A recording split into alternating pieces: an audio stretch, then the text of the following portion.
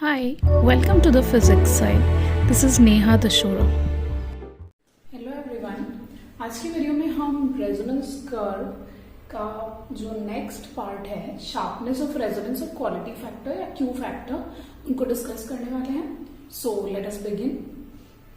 Last video में मैंने आपको रेजोनेंस कर्व एक्सप्लेन किया था और रेजोनेंस कर्व में मैंने बताया था दो फ्रीक्वेंसीज ओमेगा 1 और ओमेगा 2 जो हाफ पावर फ्रीक्वेंसीज कहलाती हैं और ये वो फ्रीक्वेंसी वैल्यूज है जिन पे एम्पलीट्यूड ऑफ करंट मैक्सिमम का 1/√2 टाइम्स रह जाता है.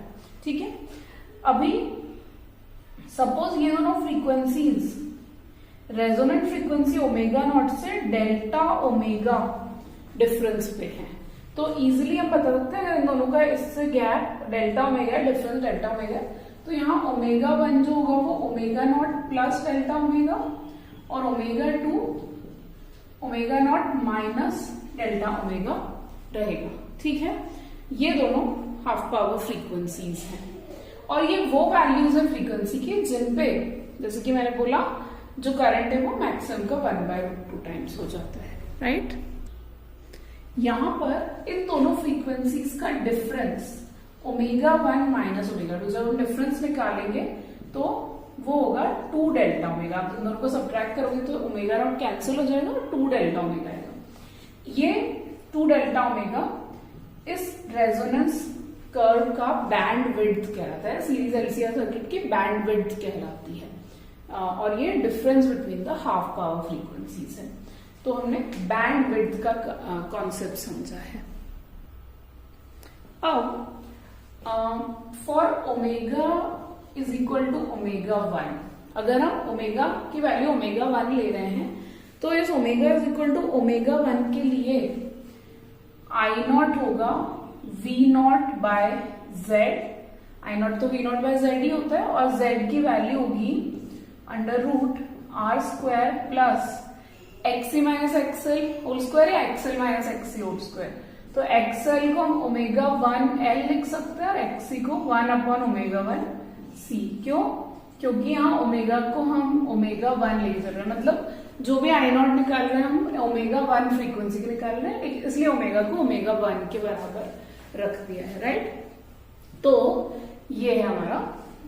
But also omega is equal to omega 1 यानी हाफ पावर फ्रीक्वेंसी पे आई नॉट जो है वो आई नॉट मैक्सिमम का 1/√2 टाइम्स है, ये भी हमको पता है कंडीशन.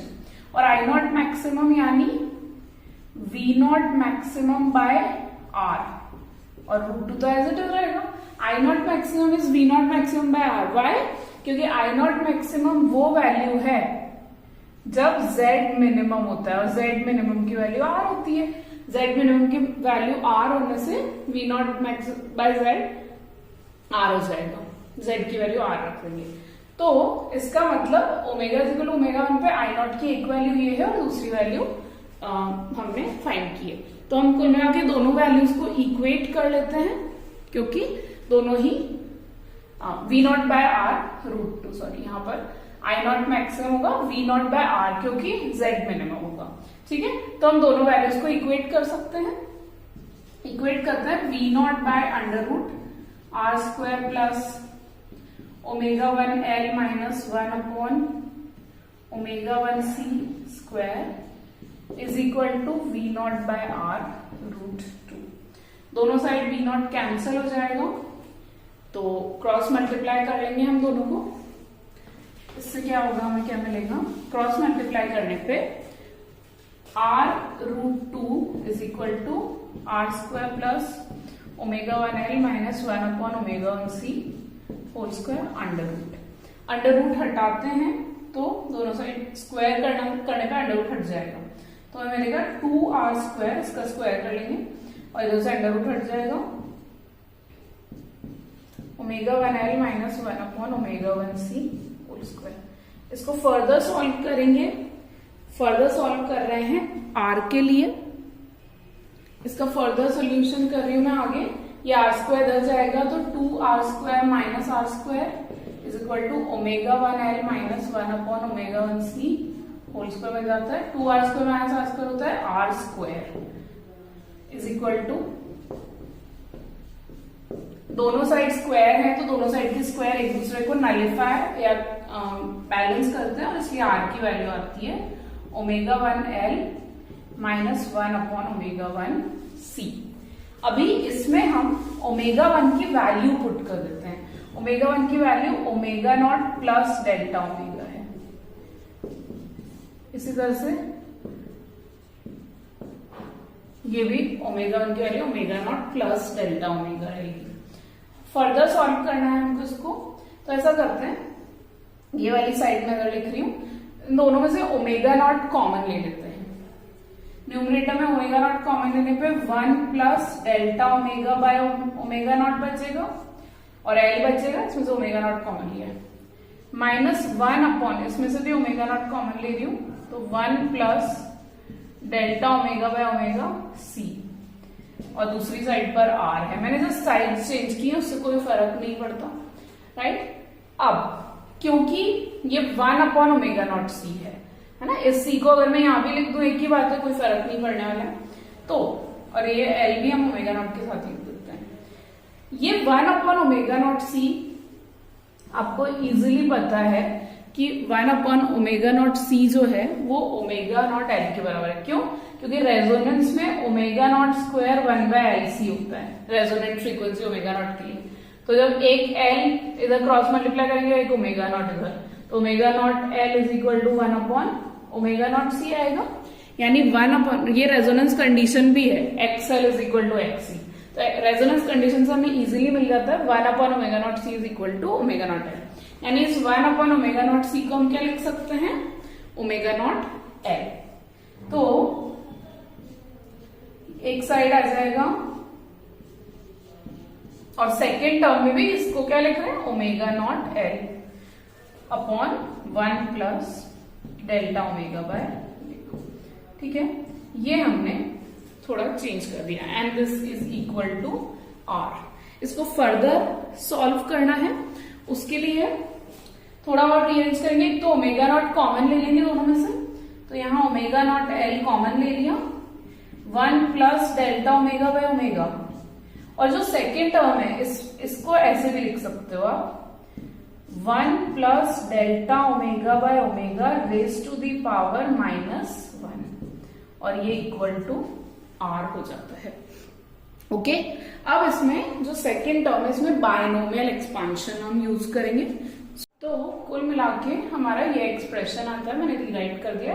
ओके, अब इसमें सेकेंड टर्म में बायनोमियल एक्सपांशन हमें करना है, तो बायनोमियल एक्सपेंशन करेंगे 1 plus delta omega by omega. और सेकेंड टर्म में binomial expansion 1 plus x raise to n होता है 1 प्लस mx, यानी पावर सेकेंड टर्म से मल्टीप्लाई हो जाएगी। तो जब पावर सेकेंड टर्म से मल्टीप्लाई हो जाएगी तो माइनस प्लस नेगेटिव हो जाता है, delta omega by omega nought is equal to R।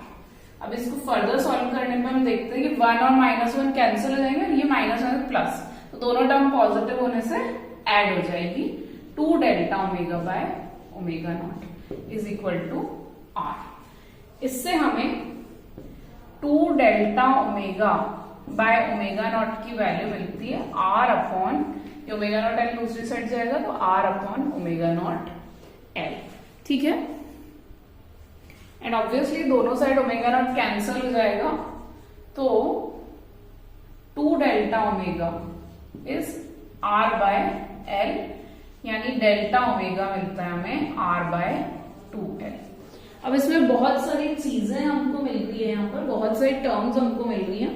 एक तो 2 डेल्टा ओमेगा जो कि मैंने स्टार्टिंग में बताया था, ये है बैंड विड्थ, तो बैंड विड्थ का एक्सप्रेशन हमें मिल जाता है 2 delta omega R by L के बराबर है। उसके अलावा हमें डेल्टा ओमेगा डिफरेंस मिलता है हाफ पावर फ्रीक्वेंसी और रेजोनेंट फ्रीक्वेंसी का, जो डेल्टा ओमेगा है। इसके अलावा हम एक और टर्म डिफाइन करते हैं, that is sharpness of resonance. Sharpness of resonance जो है उसका फॉर्मूला होता है omega nought upon 2 delta omega. Sharpness of resonance omega nought upon 2 delta omega, तो यहां से हम omega nought upon 2 delta omega निकाल सकते हैं। आप देखो यहां omega nought upon 2 delta omega क्या आएगा omega nought L by R। ठीक है, तो ये ratio omega nought L by R, जो कि omega nought by 2 delta omega की वैल्यू है, शार्पनेस ऑफ रेजोनेंस को रिप्रेजेंट करता है, और यही रेशियो क्यू फैक्टर या क्वालिटी फैक्टर को भी रिप्रेजेंट करता है। अब इसकी इंपॉर्टेंस है, इसकी सिग्निफिकेंस क्या है, शार्पनेस की सिग्निफिकेंस क्या है। देखिए, जितना बैंडविड्थ, ये बैंडविड्थ है 2 डेल्टा ओमेगा, 2 डेल्टा ओमेगा यानी बैंडविड्थ जितनी कम होगी, रेजोनेंस कर्व की शार्पनेस उतनी ज्यादा होगी, और बैंडविड्थ जितनी ज्यादा होगी, रेजोनेंस कर्व की शार्पनेस उतनी कम होगी, इनवर्सली प्रोपोर्शनल है। तो इसका मतलब क्या है, अगर मैं 2 रेजोनेंस कर्व यहां ड्रॉ करूं, यहां मैंने 2 रेजोनेंस कर्व ड्रॉ किए, कर्व 1 और कर्व 2। इसमें आप देख सकते हो, जिसमें 2 डेल्टा ओमेगा यानी difference between omega 1 and omega 2, जो कि बैंडविड्थ कहती है, ये गैप, बैंडविड्थ ज्यादा है तो रेजोनेंस कर्व ब्रॉड है, जबकि ये 2 डेल्टा ओमेगा बैंडविड्थ कम है तो रेजोनेंस कर्व शार्प है या थिन है। तो जितनी ज्यादा वैल्यू इसकी होगी, शार्पनेस ऑफ रेजोनेंस उतनी कम होगी। जैसे फर्स्ट कर्व में 2 डेल्टा ओमेगा बैंडविड्थ ज्यादा है तो शार्पनेस कम है, इसमें बैंडविड्थ कम है तो शार्पनेस ऑफ रेजोनेंस ग्रेटर है। और शार्पनेस ऑफ रेजोनेंस एक एफिशिएंसी ऑफ एलसीआर सर्किट को भी बताता है, जितना शार्प रेजोनेंस कर्व सर्किट का होगा उतना ही वो सर्किट एफिशिएंट होगा। तो इस तरह से हमने शार्पनेस ऑफ रेजोनेंस और क्वालिटी फैक्टर के बारे में डिस्कशन किया है, और क्वालिटी फैक्टर का फॉर्मूला भी हमने डिराइव किया है, फाइंड किया है। That's all for today, thank you. Thank you for watching. Please don't forget to subscribe.